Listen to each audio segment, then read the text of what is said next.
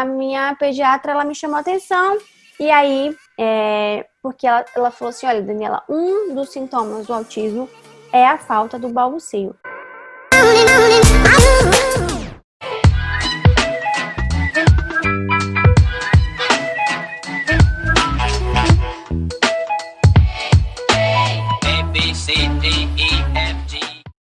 A gente vai começar hoje o nosso bate-papo é basicamente sobre a fala do bebê, né? Porque assim, como algumas pessoas que me seguem lá no Instagram sabem, né? Eu tive não vou dizer assim um choque, mas assim, eu tive uma surpresa com o Thomas, né? Que foi uma coisa que eu não esperava, eu nunca tinha ouvido falar.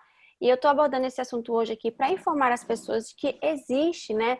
A gente precisa olhar para as nossas crianças com atenção, que a gente às vezes a vida vai correndo tão automaticamente. E o segundo filho, eu acho que isso é um pouco mais que de praxe, a gente acha que eles se criam e a gente às vezes não dá atenção suficiente.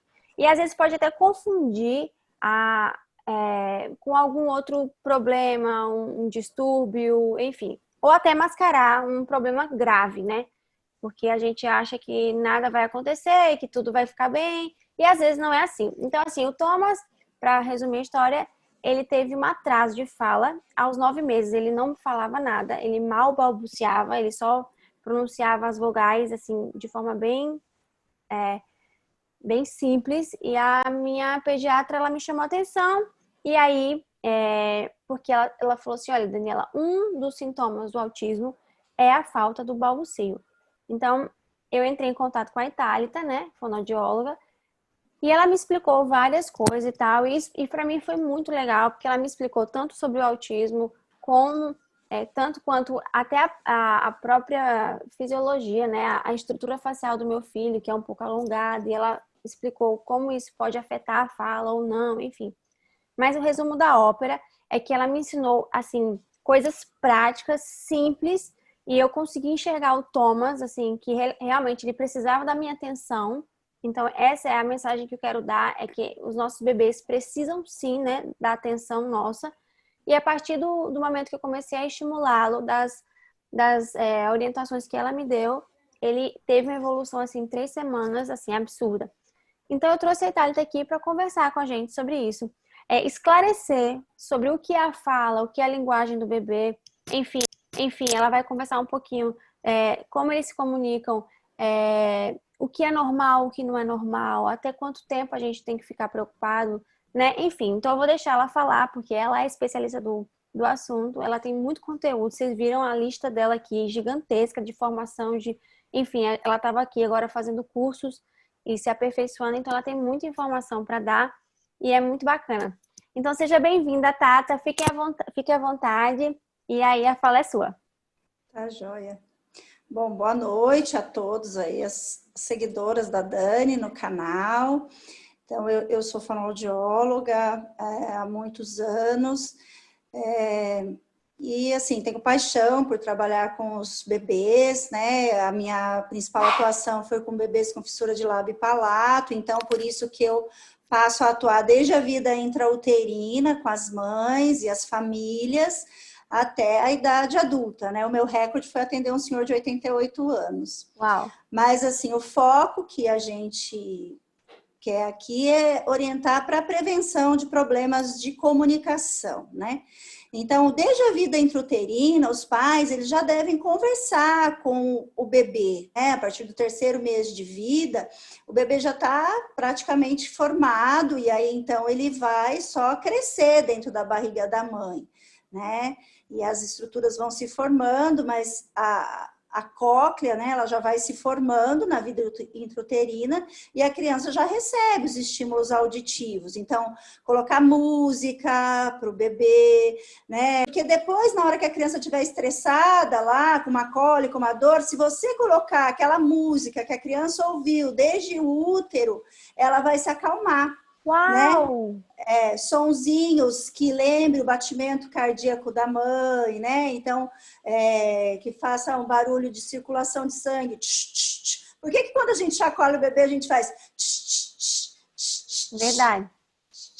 Porque lembra aquela questão da pulsação do sangue, do cordão, do sangue, da artéria aorta, que a criança está ali perto, dentro do útero da mãe.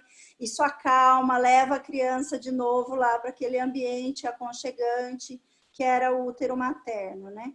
Então, desde a idade mais precoce, assim que o bebê nasceu, é importante que os pais conversem com a criança. Nós, diferente dos outros mamíferos, nascemos com dispositivos para desenvolvermos a comunicação. Então, é muito importante que desde que o bebê nasça, a família já tem o hábito de conversar com ele. E aí tem toda a questão do aleitamento materno também, que o fonoaudiólogo ajuda. Mas a fono, ela também pode auxiliar nessa fase. Sim, sim. Então, não tem idade para ir ao fonoaudiólogo, entende? Que às vezes as mães ficam nessa dúvida. Com que idade eu posso levar ao fonoaudiólogo? Sempre eu atendo os bebês lá, atendi, né, por muitos anos, desde que eles nasceram. Né? Então, eu cheguei a fazer atendimento de bebês com 3 dias de vida, que teve alta da maternidade, a mãe não sabia ao certo como alimentar e eu já estava lá para atender. Bom, mas o nosso foco aqui é a comunicação. Só que para a criança se comunicar, ela precisa desenvolver esses órgãos fonoarticulatórios que a gente fala.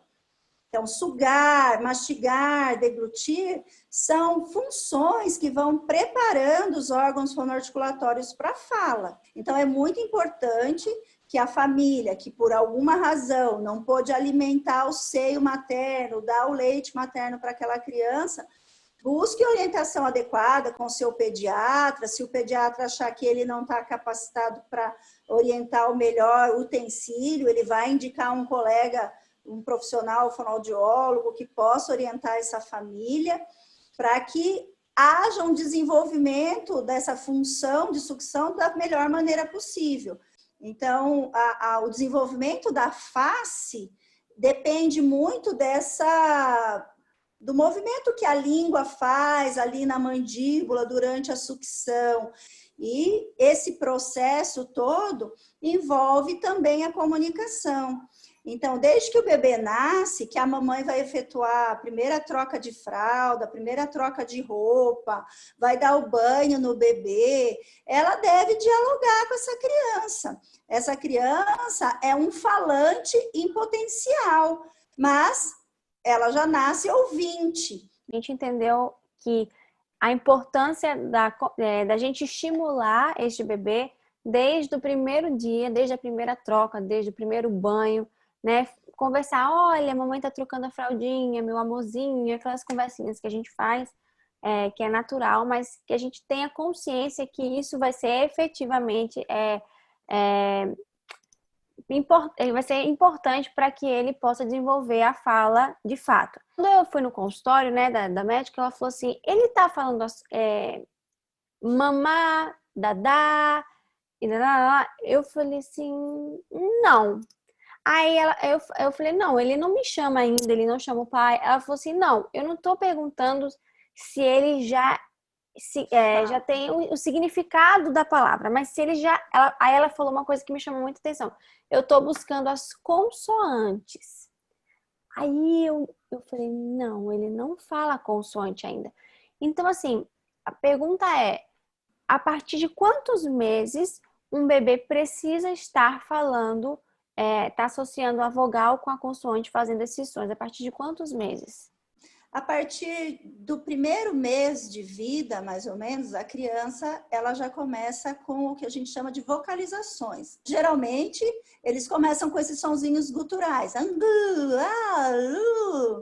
começam já a sorrir, olham para o interlocutor, olham para a mamãe, olham para o papai, olham para o cuidador. Então, é importante sempre a gente buscar esse olhar, porque o diálogo lá na frente, a primeira coisa é olhar. Então, o contato visual é muito importante. Aí, o sorriso social, geralmente com uns 3 mesinhos. Antes é mais assim um espasmo, né? Então, o bebê às vezes sonha, dá aquele sorrisinho, mas é mais um espasmo. Mas por volta do segundo ao terceiro mês, eles já começam a sorrir mesmo. A mamãe conversa, aquele mamanhês que a gente fala, né? Ah, cadê o nenê lindo da mamãe? Quando a gente nasce, ela é mais sensível aos sons mais agudos. Por isso que a mãe, ela costuma agudizar mais a voz para falar com o bebê. Porque ele não nasce com o sistema auditivo pronto já. Ele vai precisar ouvir e aquela experienciação auditiva vai construindo uma estradinha do pavilhão auricular externo até o córtex auditivo, lá no nosso cérebro. Então, é como se nós nascêssemos com uma estradinha de terra e aí a experienciação auditiva vai asfaltar aquela estradinha, vai pavimentar aquela estradinha. Então, se eu tenho infecções de ouvido, isso pode deixar minha estradinha esburacada, né? A criança que às vezes não tem oportunidade de aleitar ao seio, é importante que durante a mamada, com mamadeira, com colher, com copinho, que a mamãe alterne também, porque quando nós amamentamos o bebê ao seio, nós colocamos ele com a cabecinha aqui, depois com a cabecinha lá. Então, você faz com que a criança ouça o ambiente só com uma orelha, depois faz com que ouça só com a outra. Isso estimula a localização auditiva, né? Toda a questão do processamento auditivo central, porque nós não precisamos só ouvir os sons, nós temos que interpretá-los, compreendê-los. Então, não é simplesmente uma questão de acuidade auditiva, mas também de processamento auditivo central. É um processo. Então, por volta do terceiro mês, a criança já faz vocalizações, gorjeios, lavação. A partir do sexto mês, o bebê já deve começar o balbucio. Sexto mês. Sexto mês. Então, o Thomas estava no nono e não falava nada. Então, aí, ó, a partir do sexto mês já deve começar o balbucio. Isso é um marco muito importante, porque hoje há muitos casos de apraxia de fala. Então, o que significa apraxia, Tata? A criança tem uma dificuldade de coordenação neuromotora para fazer os sons. Então, o cérebro não consegue dar ordem para os órgãos fonoarticulatórios para que eles se movimentem e façam essa produção de consoantes, de sílabas. Então, e a apraxia de fala, ela é encontrada pura ou dentro de quadros de transtornos de linguagem e fala, como é o autismo, por exemplo. Há um grande índice de apraxia de fala nos transtornos de espectro autista, né? Então, assim, é muito importante essa observação. E as crianças com apraxia de fala também, elas desenvolvem muitas dificuldades nesse processo, às vezes, inicial de aleitamento materno, de aceitação do alimento. São crianças que custam a mamar, demoram a mamar. Então, qualquer problema inicial, não está aceitando, não está ganhando peso, né? Converse com o pediatra, vejam a importância de, às vezes, procurar um fonoaudiólogo, né? Para avaliar se aquele processo ali está adequado. Porque, às vezes, as consultas médicas, pediátricas, elas são muito rápidas, né? E, assim, geralmente, pelo menos na minha prática profissional, se há uma queixa desse nível, eu já marco uma hora para eu acompanhar a alimentação daquele bebê. E, assim, conversando, sabe, a gente viu qual era a dificuldade da criança, que ela tinha uma dificuldade maior de pega do seio, que ia precisar insistir mais, que não dava para deixar só aquela livre demanda, porque senão o peso não ia, né? Tinha que dar aquela, acordar, deixar a criança melhor preparada para pega, para o seio. Então, assim, cada caso é um caso, né? Então, a dúvida, fale com o pediatra, veja a necessidade de passar. Então, 6 meses tem que começar a balbuciar.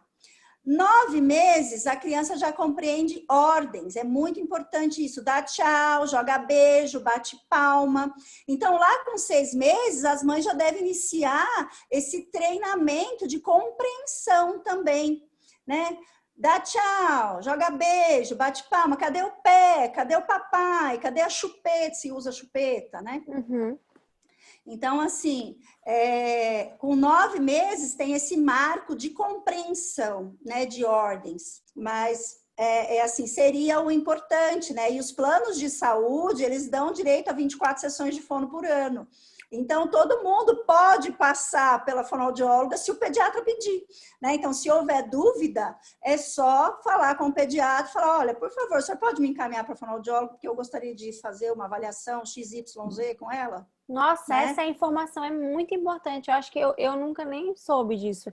Então, os planos de saúde são obrigados a dar 24 sessões de De fono fono por ano. por ano. Uau! Que Sim. pode ser usado tanto Na no início terapia do quanto na prevenção, na avaliação e prevenção, estimulação, orientação, né? Então, a partir do momento que você pode passar pelo profissional para ele avaliar e falar, não, tá tudo ok com o seu filho, e você pode fazer isso para ajudar para que ele tenha o desenvolvimento optimal, o melhor desenvolvimento que ele pode ter, né? Porque a comunicação, ela é fundamental para a inserção social, né? E a criança que não se comunica bem verbalmente, provavelmente ela vai levar isso para a vida escolar e vai ter dificuldade para a comunicação gráfica também, para o aprendizado escolar, para a interpretação de texto, para... É uma cadeia, né, Tata? É uma cadeia. Vai ter que... Bom, daí a gente já entendeu, tá? Aí, 9 meses, ele já começa a entender os comandos e começa já a dar o tchau, a falar, enfim. Pode continuar. Aí, assim, o que acontece? Com 9 meses também, algumas crianças já começam a falar com significado, porque a hora que sai esse mamã, mamã, papá, a mamãe já vai significar. Sim. Ah, mamãe, ele falou mamãe, nem falou nada. Ele só expirou, saiu, coincidiu do ar ter saído, a boca abriu e fechou, ele fez uma plosão, fez má. Mas ele falou mamãe, ele falou papai, ele falou bobó, né? A primeira vez é um acidente, é reflexo. Por isso que tem que ter alguém ali, um cuidador, para dizer, ele disse mamã, mamã, ele quer mamar, ele quer o leite, né? Então, é muito importante que a criança balbucie e que tenha alguém para significar o que ela está falando. Então, a significação é o papel do ambiente. É o pai, é a mãe, é o cuidador. Agora, se a criança balbucia lá, ninguém nem nota que ela balbuciou. E aquilo chega uma hora, para de acontecer, porque foi reflexo naquele momento. Esse foi um dos exercícios que eu fiz muito, que você me indicou, na hora da papinha, da comida. Tudo que ele falava, o ba, o ga, a colher, o papá, a comida. Então, isso aí eu fiz muito e é indicação sua. Então, a importância de ressignificar o balbuceio, né? Ele apontou, ele olhou para uma coisa, ele fez aquele som. Então, você fala, é isso aqui, é o papá, é a comida do neném, a colher, a fruta. Enfim, tá sempre dando significado àquele balbuceio, né? Então, a criança, por volta de 1 ano, ela já tem um vocabulário de umas 10, 20 palavras, depende da estimulação. As meninas, como tudo, elas amadurecem mais rápido, elas falam mais rápido que os meninos, né? Mas os meninos também têm essa possibilidade se forem estimulados, tá? Vai virando aquela bola de neve, né? A criança vai falando, a família vai significando. E aí, quais são as primeiras palavras que a criança fala? São os substantivos, né? Os nomes, mamã, papai, o leite, o miau, é o mu, é o uau, é o cocó, que a família vai estimulando, porque essas palavras, as onomatopeias, os sons que os animais fazem, elas são mais curtinhas, são mais fáceis da criança produzir. Então, aí a criança começa a falar as primeiras palavras. Então, de 1 ano a 1 ano e meio, é importante que a criança fale as palavras isoladas. E nessa fase, até 1 ano e meio, ela pode chegar a falar de 30, 50 palavras. E no meio dessas 30, 50 palavras, vai chegando o quê? Os verbos. Dá, quer, caiu, acabou. Então, às vezes, no início, a criança fala só a sílaba tônica, né? Fala só a sílaba final. Bo, né? Dá, quer. Então, é importante que depois de 1 ano e meio, a mãe já comece, o cuidador, o pai, a avó, quem fica com a criança, estimular a junção dessas palavras, porque a partir de 1 ano e meio, a criança já deve fazer justaposição de vocábulos. Dá, mamã, quer, mamã, tchai, mamã, paia, pai, mamã, quer água, quer papá.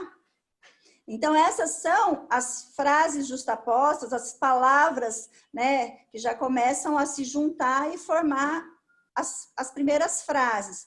Por volta de 2 anos, a criança deve fazer já frases simples. Mãe, quer papá? Mãe, quer rua?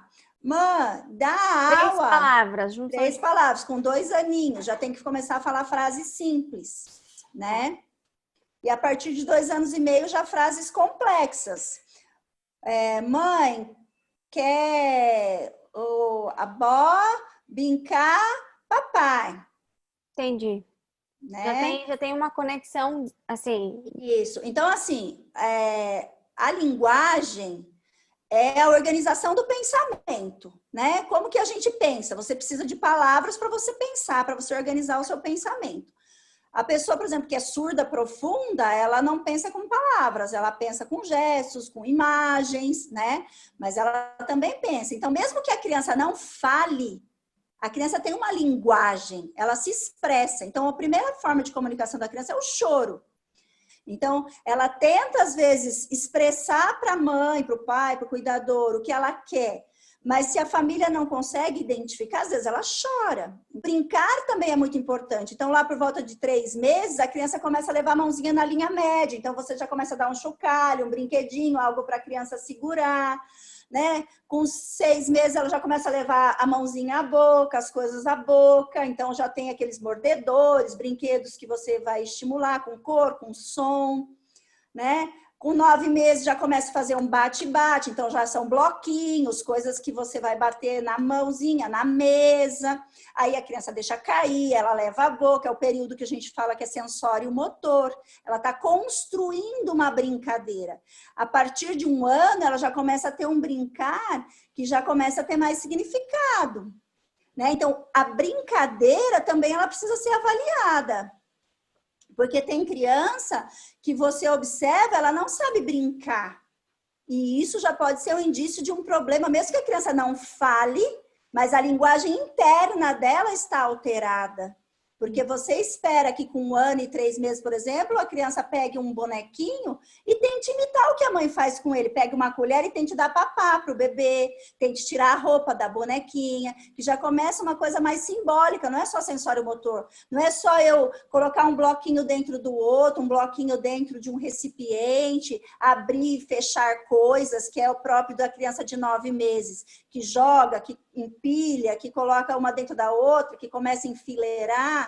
Então, a criança já tem que sair desse processo sensório-motor para começar a entrar num mundo mais simbólico. Porque não tem como eu falar se eu não tiver esse simbolismo. Tá? Então, às vezes a criança com transtorno do espectro autista, ela tem essa dificuldade de fala, de simbolizar, a dificuldade prática. E aí ela fica dentro dela, naquela angústia muito grande, porque ela precisa de coisas e ela não sabe como fazer. Ela só chora. E ela só chora. E a estimulação precoce, ela garante que a criança saia dessa lama, que ela não sai do lugar, sabe? Por isso que isso precisa ser visto o mais cedo possível. Essa pediatra sua está de parabéns, porque é isso que a gente espera. Né, que com 9 meses as pessoas estejam atentas, porque é um marco no desenvolvimento da criança. Se a criança não balbucia, isso é muito sério, tá? Porque se você não tivesse sido alertada, talvez você não estimulasse seu filho e o atraso vai só aumentando. Muito bom, Tata. Então, a gente entendeu, né, quais são as fases, que tá tudo conectado, a forma de brincar, o amamentar, a nossa interação com a criança. A introdução alimentar. A introdução alimentar, tudo isso é como você falava para mim, é o desenvolvimento global da criança, né? Tudo um conjunto, não dá para se ver casos isolados. Aí vamos ser um pouco mais práticos. Eu falo assim, como fonoaudióloga, e Thalita, eu preciso de uma orientação. Quando é o tempo limite? Qual é o marco? Qual é o tempo que você fala assim, olha, a partir de tal idade, se a sua criança não está fazendo isso, isso e isso, é preciso que você busque atenção assim, rápido.